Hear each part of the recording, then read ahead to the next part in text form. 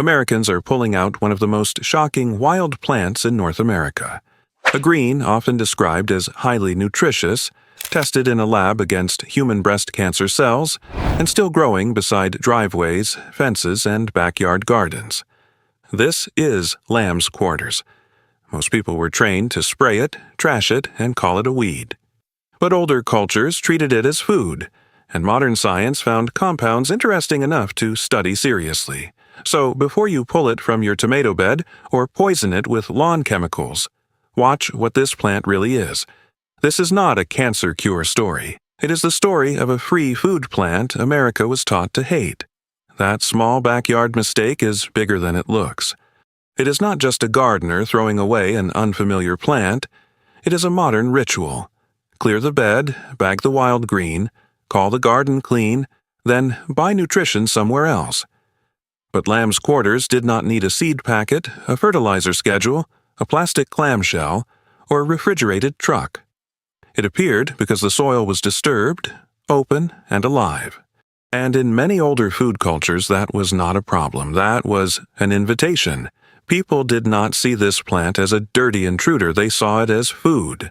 To understand how strange our modern reaction really is, we have to go back much further than the American lawn, further than the grocery store, and further than the word weed itself.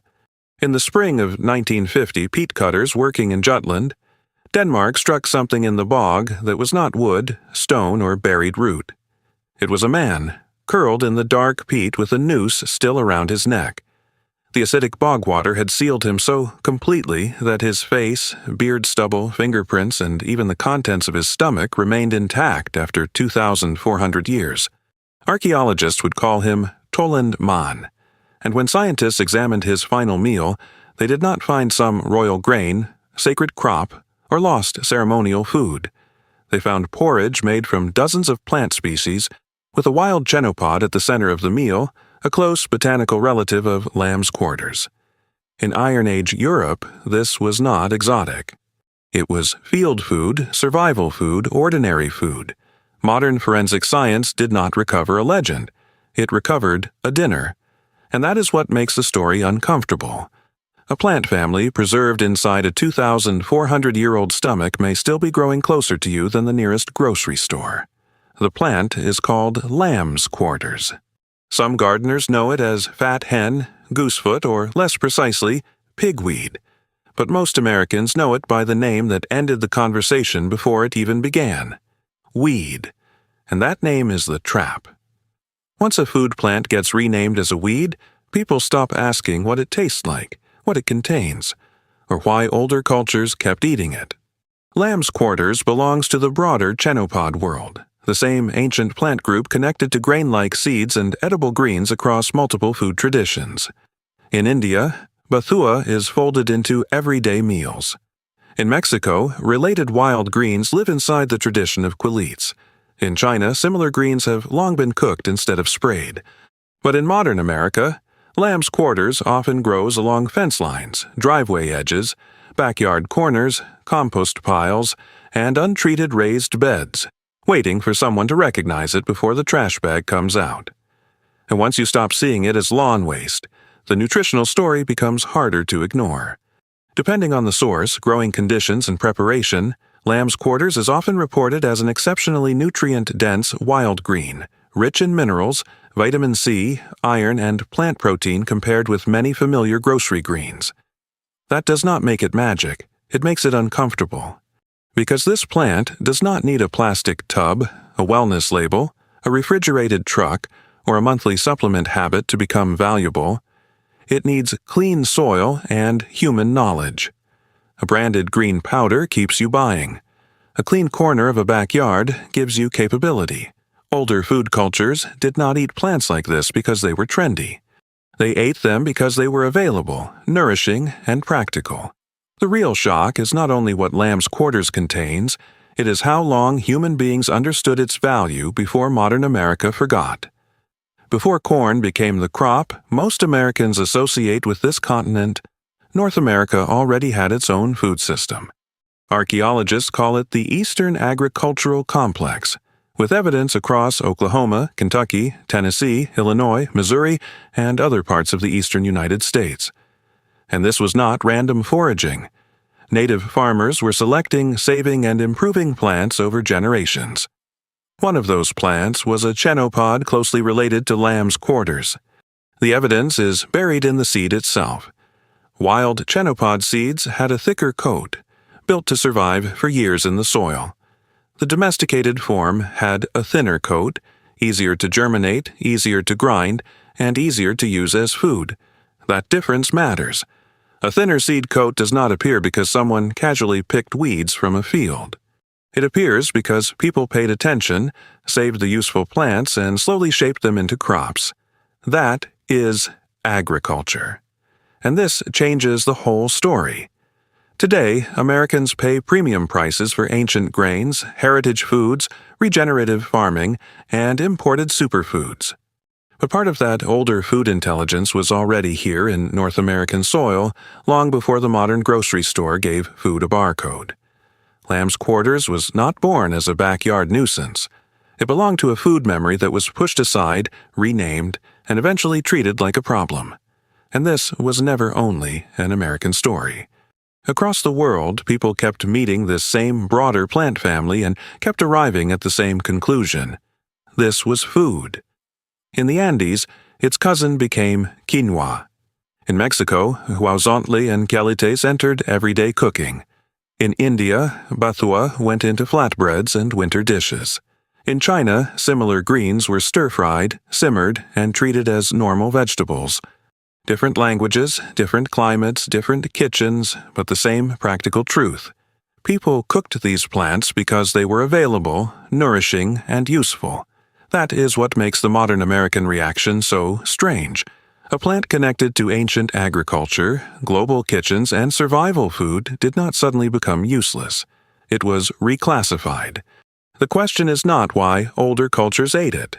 The question is why modern America learned to hate it. Then came the American lawn. Not a garden, not a food system. A lawn, flat, green, trimmed, and empty enough to signal that the homeowner was respectable. And that is where the story gets uncomfortable. Lamb's quarters did not become useless.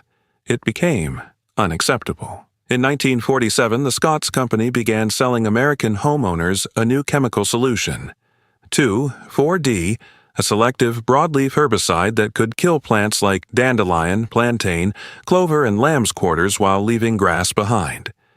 From that point on, many useful plants were no longer treated as seasonal food. They were framed as enemies of a clean yard. This was the rebranding, not from edible to poisonous, but from useful to embarrassing. Once that idea entered suburban America, HOA pressure, neighborhood judgment, and garden center marketing helped lock it in place. A homeowner could walk into Home Depot, Lowe's, or a local nursery and spend money to destroy a plant that earlier cultures had cooked for dinner. And that is the trap hidden inside the word weed. It often says less about the plant than it says about the system judging it. A weed is usually just a plant growing where a human design does not want it. And once the lawn industry changed the story, the grocery and wellness industries benefited from the silence. Americans walk into Whole Foods, Costco, Trader Joe's, or a regular supermarket and buy spinach, chopped kale, spring mix, and power greens because they want something clean, healthy, and convenient. There is nothing wrong with grocery greens, but there is something strange about paying every week for packaged nutrition while spraying or trashing a plant with a long food history behind the garage, beside the fence, or around the raised bed. This is where lamb's quarters becomes bigger than nutrition. It exposes two completely different versions of health. One version keeps you buying. Supplements, green powders, organic grocery runs, bottled drinks, plastic tubs of greens, and chemicals to keep the yard looking acceptable. The other version gives you capability. Clean soil, basic tools, compost, identification, patience, and one untreated corner where useful plants are allowed to exist. One path is recurring consumption. The other is knowledge you keep. That is why lamb's quarters fits this story almost too perfectly. It self-seeds. It grows aggressively. It asks for very little. It does not need a miracle label, a subscription model, or a wellness brand to make it valuable. Older food cultures did not separate health from the food supply the way modern marketing does. They ate greens in season, close to where they grew because that was normal life. And that leaves a deeper question. If this plant is nutritious, historically important, easy to grow, and almost impossible to control, why has it received so little serious attention from the industries that claim to care about health? Then there is the lab study that sounds almost too strange to ignore. In 2009, researchers tested Chenopodium album leaf extract against human breast cancer cell lines in a laboratory, and the extract showed cytotoxic activity, but this is where the line has to be drawn clearly. That does not mean eating lamb's quarters cures cancer. It does not mean this plant replaces treatment, medicine, screening, or a doctor. A lab dish is not the human body. But the study still tells us something important. Lamb's quarters was not just poor people's spinach. It contained compounds interesting enough for scientists to examine seriously. And that is where the story becomes uncomfortable again. A free, self-seeding, wild green growing beside a fence does not fit neatly into the modern wellness machine. It is not a branded capsule. It is not a proprietary green powder. It is not a monthly subscription. Traditional use does not prove medical claims, but it does show that people valued this plant long before modern marketing had language for it. So use lamb's quarters for what it safely is. A nutritious seasonal green with a long food history, not a miracle cure. This is not a cancer cure story. It is a story about what gets studied, what gets sold, and what gets ignored. And before anyone runs into the yard with a basket, this part matters. Knowledge is the difference between food independence and foolish risk. Do not eat any wild plant unless you are completely sure what it is, and never harvest from dirty or chemically treated places. Lamb's quarters is easier to recognize than many wild greens, but easy does not mean careless. Look for diamond-shaped leaves with slightly toothed edges, soft green on top, and a pale, powdery white coating on the underside of young leaves. That coating is called farina. If you gently rub it between your fingers, it brushes off like dust. You will often find the plant in disturbed soil, garden edges, compost areas, raised bed margins, fence lines, and backyard corners. But the location matters as much as the plant. Never harvest from sprayed lawns, roadsides, HOA common areas, chemically treated yards, or anywhere near driveway runoff. If a lawn service has been there, leave it alone. The safer path is an untreated backyard, an organic garden bed, or even a clean container where you control the soil. You do not need rare seeds or a survivalist fantasy. You need identification, clean ground, and patience. Older food cultures harvested young greens seasonally, not recklessly. And once you know what you are looking at, the next surprise is how normal it becomes in the kitchen. Lamb's quarters does not need to be treated like emergency food. Think of the young leaves first as a spinach-like green, mild, slightly sweet, and often less bitter than stronger grocery greens. Boil them briefly, drain them, then sauté with garlic, olive oil, salt, and a little lemon. Add them to omelets, tacos, soups, beans, skillet potatoes, pasta, or rice bowls. In India, batwa goes into flatbreads. In Mexico, quelites are often cooked with eggs. In China, similar greens are stir-fried with ginger or folded into simple meals. Different cuisines, same lesson. Heat turns the weed back into food. The seeds can be used more like quinoa, but for most people the leaves are the easiest place to start. And after all the history, the science, the lawn chemicals, and the grocery store contradiction, the ending becomes painfully simple. The plant was never missing. We were just taught not to see it. Lamb's quarters was never just a weed. It was food, history, and survival renamed as a backyard problem. A 2,400-year-old body preserved that truth in a Danish bog. Modern America buried it in trash bags, lawn chemicals, and grocery receipts. We did not lose this plant because it failed us. We lost it because someone taught us that free food was an enemy. Before you spray it or pull it, take a closer look. The next forgotten food may already be growing in your yard. Subscribe because the next vault opens where most people never think to look.